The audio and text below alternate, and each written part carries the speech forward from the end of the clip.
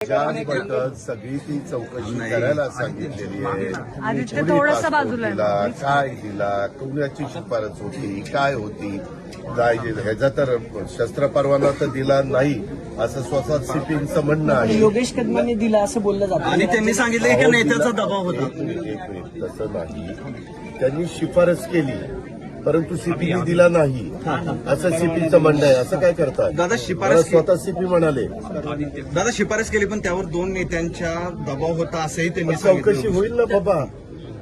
दबाव कुणाचा होता उद्याच्याला कुणी त्या ठिकाणी येतं आणि आपण त्यांना काही करतो. परंतु जरी कुणी शिफारस केलेली असली तर पोलिसांचं शेवटी काम आहे त्याची नीटपणे शहानिशा करणं आणि त्याला शस्त्र परवाना देण्याच्या योग्यतेचा तो आहे का, त्याचा मागचं जे काही पोलीस रेकॉर्ड आहे ते व्यवस्थित आहे का हे बघणं आणि त्याच्यातनं कुणी जर त्यांना सांगितलं असेल तर त्यांनी त्यांच्या निदर्शनाला सांगून दिलं पाहिजे. आता मी 35 वर्ष राजकीय जीवनात काम करतो, अनेक डिपार्टमेंट सांभाळतो, तुम्ही पण बघितलेलं आहे. परंतु एखाद्या गोष्टीला मी रिमार्क मारला आणि सांगितलं आणि त्याच्यातनं परत फाईलला सचिवाकडे जाते किंवा संबंधित डिपार्टमेंटकडे जाते त्यावेळेस त्यांनी लक्षात आणून द्यायचं असतं की तुम्ही हे सांगताय परंतु वस्तुस्थिती ही आहे.